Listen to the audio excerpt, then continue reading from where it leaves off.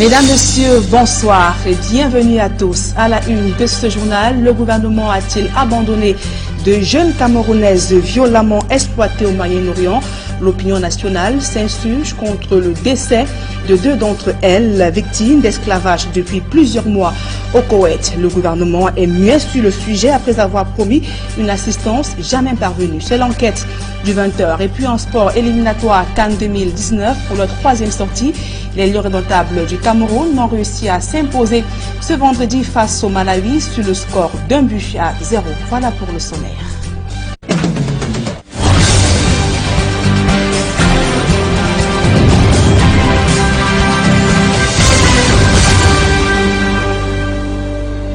Monsieur, une fois encore, bonsoir et merci d'honorer ce rendez-vous de l'information sur Equinox Télévision.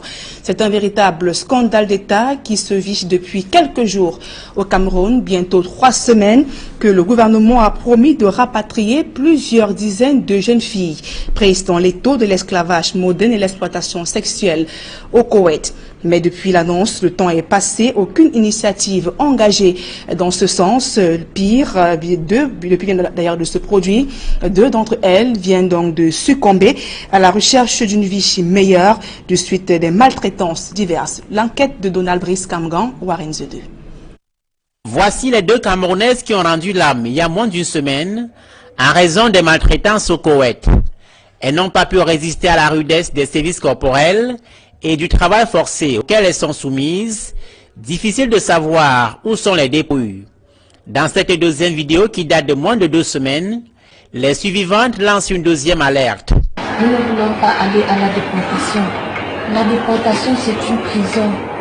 Là-bas, on va nous torturer. Là-bas, on va beaucoup nous menacer face à cette vidéo parce qu'ils vont nous confisquer nos téléphones. Vous n'aurez plus de nos nouvelles. Et nous ne voulons pas cela. Et là-bas, nous n'avons qu'un seul vêtement que nous allons porter. Pas de téléphone, un seul vêtement, un seul sous-vêtement. Et nous, on foule des filles. On vous met les mains dans les fesses, on vous met les mains dans la nuit. On va nous torturer là-bas et les parents ne seront pas quand nous avons peur. Aucune initiative n'a été prise après cette vidéo. Les filles, dont le nombre s'est accru, sont désormais complètement isolées par leurs bourreaux. Ce communiqué du ministre délégué auprès du ministre des Relations extérieures en charge des relations avec le Commonwealth a pourtant créé l'espoir le 25 septembre dernier. D'après le texte, des dispositions devaient être prises en vue du rapatriement des filles esclavagisées au plus tard le 10 octobre dernier. Ce délai passé, le dossier est d'impasse. It's a prison. We left the country doing no conviction before we came here. Les victimes, il rappelle la mission de protection du citoyen qui incombe à chaque État. On peut être étonné et surpris, mais bon, je crois qu'il n'est pas trop tard. Même comme les délais sont passés, il y a encore espoir que le gouvernement réagisse. Mais ce qu'il faut savoir, c'est que l'ambassade d'Arabie Saoudite n'a jamais été informée de cette situation, selon les filles. Parce que au moment où on était en train de les déporter, je suis resté en ligne avec elles, jusqu'au moment où on a arraché leur... Je sais que mon gouvernement a pris un engagement formel. Ça a été publié dans tous les journaux officiels et dans les médias officiels. Et ça a été signé, rendu public. Donc je crois qu'il faut qu'ils attendent le 10. On était là le 8. D'après des sources, les filles s'opposeraient à un retour individuel. Les frais de leur rapatriement s'évalueraient à près de 3 millions de francs CFA. Contacté par la rédaction d'Equinox Télévision plusieurs jours avant ce reportage, le ministère des Relations extérieures n'a fourni pour l'instant aucune information sur la situation des filles en détresse. Comme de nombreux Camerounais au Moyen-Orient, les jeunes filles sont parties du Cameroun il y a quelques mois via une offre d'immigration visant à l'arrivée des emplois bien rémunérés. Et dans le chapitre consacré à la présidentielle du 7 octobre dernier, l'ECAM dresse son bilan. Si l'organe en charge du processus électoral regrette les dérapages de certains candidats, il fait cependant sur l'affaire des faux observateurs de Transparency International. Aïe Cyril Élisée-Bon. Qui parle au moins par le nombre important d'accréditations délivrées ainsi que par leur engouement manifeste sur le terrain, se sont déployés sur l'ensemble du territoire national pour jouer pleinement leur rôle d'observateurs, rendant ainsi de précieux services au renforcement de la paix et de la démocratie dans notre pays. Elles demeurent des témoins crédibles et privilégiés de notre histoire démocratique. Et l'ECAM distribue les points près d'une semaine après l'élection présidentielle. Premier de la classe, selon Elections Cameroun, les électeurs et électrices qui ont parfois bravé l'insécurité pour se rendre massivement aux urnes.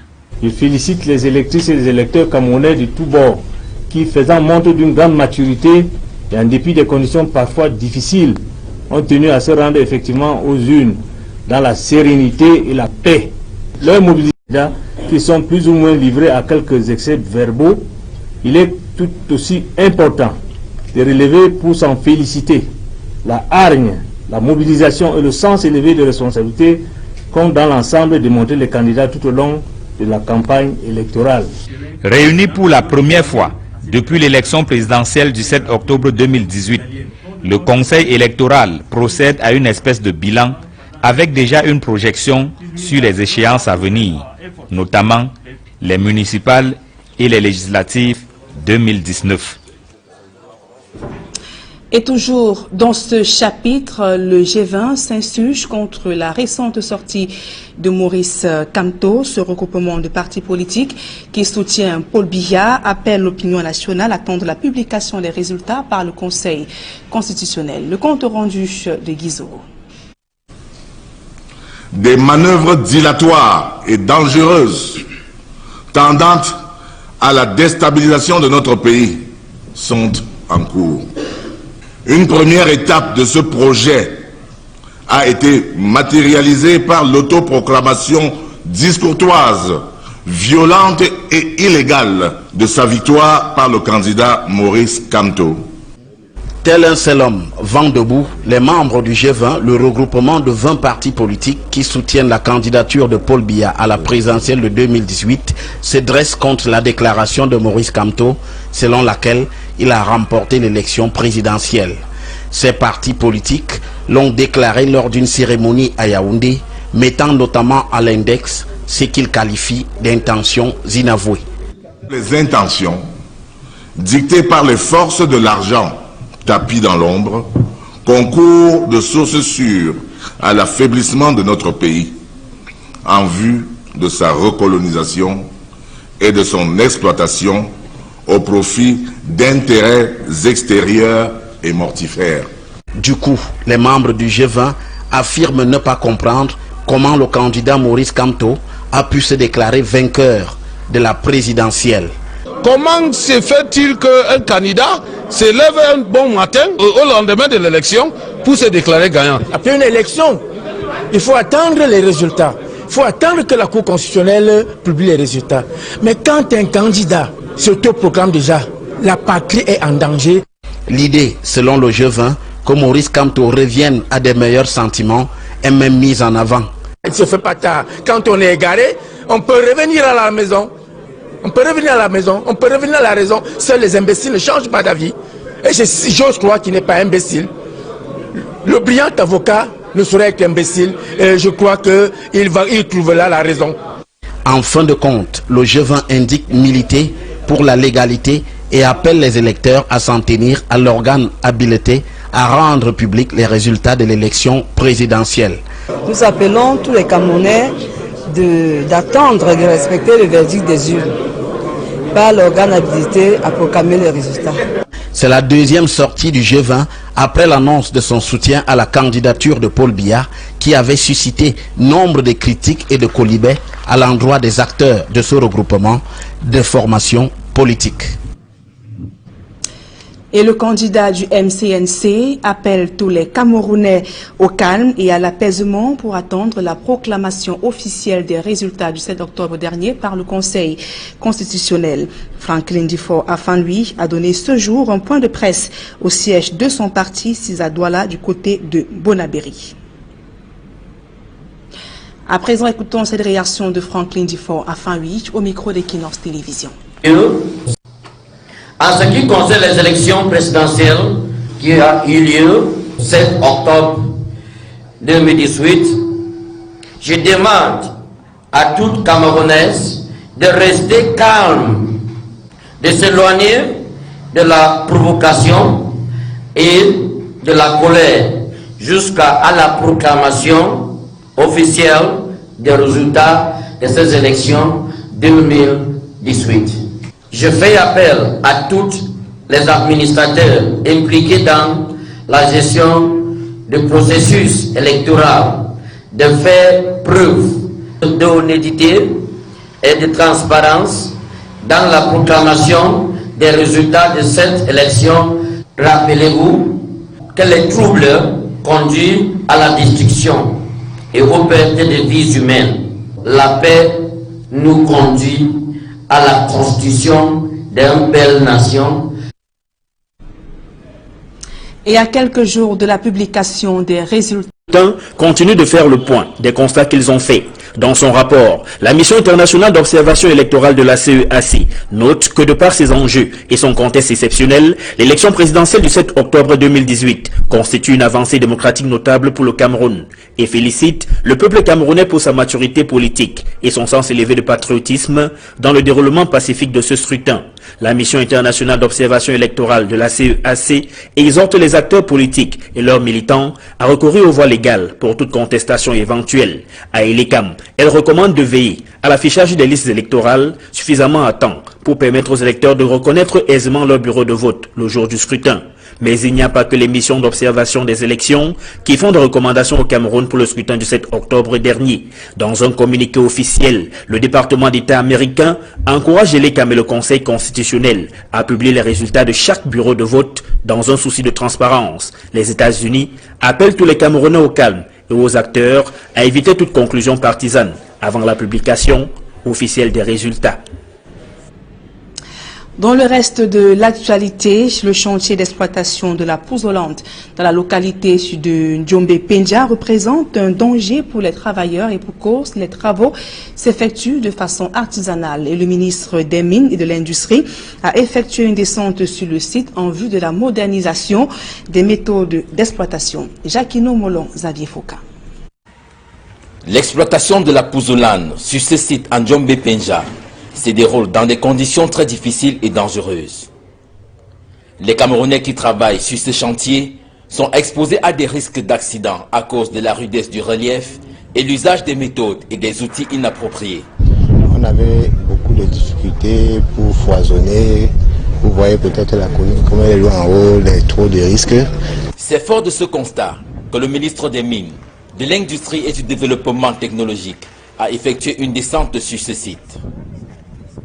L'objectif de cette visite était de faire l'état actuel des lieux avant toute procédure de modernisation. On vous a donné l'évolution de la société artisanale, semi-mécanisée, et elle veut passer maintenant à l'industriel. On ne peut donc pas leur accorder le permis comme ça, sans toutefois savoir ce qui est fait sur le terrain, si les conditions sont réunies. Nous sommes venus, c'était déjà pour voir, apprécier si elle est à mesure maintenant d'évoluer vers ce stade-là.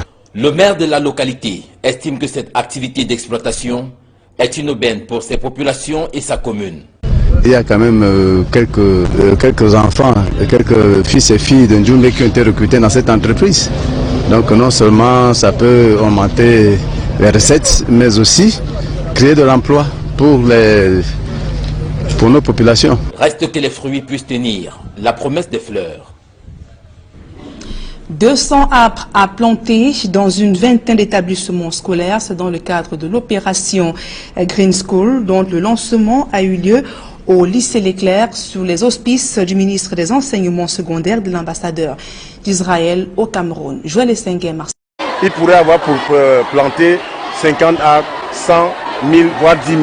Il faut que tout le monde apprenne à planter un arbre et qu'il le fasse. Ce ne sera que très bien pour la couche d'ozone, pour l'oxygène, pour la lutte contre les changements climatiques. Il est question d'amener les élèves et les étudiants à s'approprier une culture basée sur la protection de la biodiversité à travers le planting des arbres. L'État d'Israël se met aux côtés du Cameroun pour porter ce projet dont la formation et le suivi technique sont assurés par l'IRAD. Pour nous, c'est important d'aider à apprendre aux plus jeunes à respecter. Perpétuer, même en dehors du cadre scolaire. You start in your school, you take it back to your home, and it goes round all through the environment in Cameroon.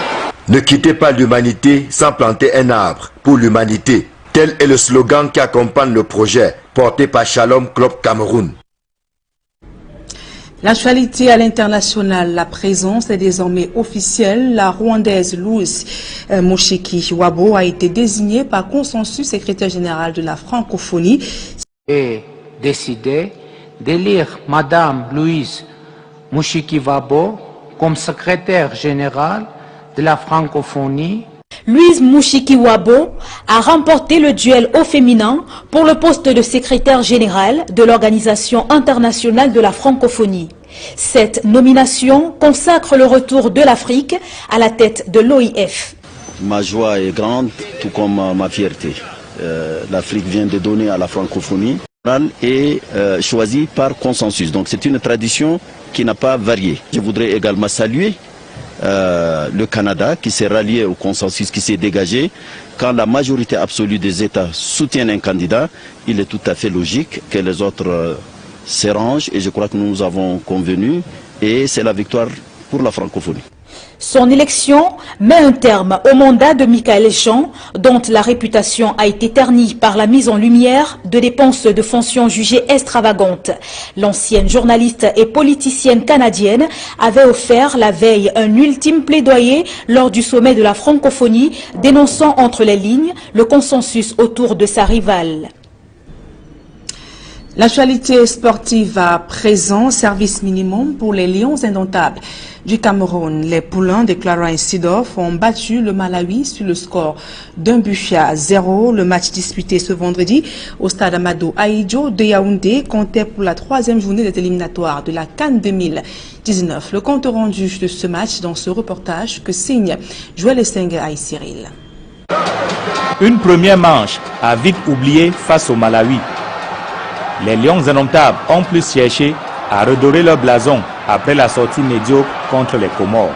Je pense que les Lions sortant d'un match qu'on connaît par rapport aux Comores, ils avaient d'abord envie de rétablir l'ordre avec leurs fondamentaux parce que c'était un match brouillon par rapport à ce match des Comores. Aujourd'hui, la première mi-temps était beaucoup plus une phase d'observation et ils sont revenus en deuxième mi-temps en mettant beaucoup plus d'accent au niveau de la percussion et de la vitesse de l'autre côté. Et je crois que Nteb c'était un peu l'apothéose par rapport à la vitesse d'exécution. Le Cameroun prend de l'ascendance sur son adversaire. La domination se conclut par le but splendide du capitaine Eric Maxime Choupo-Moting à la 62e minute.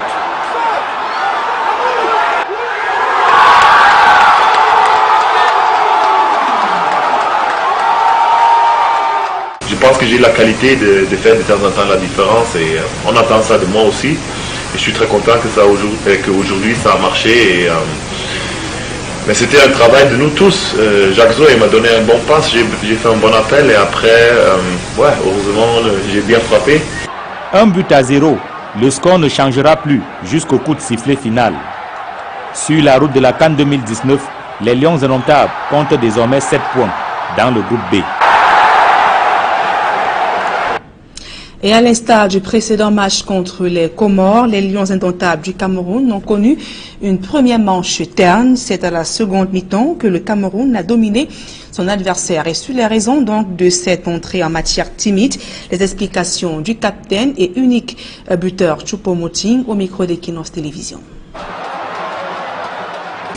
Bon, d'abord, je pense que le match aux Comores, c'était un match complètement différent parce qu'on a joué à l'extérieur. C'était la première fois tous ensemble, aussi de nouveaux joueurs.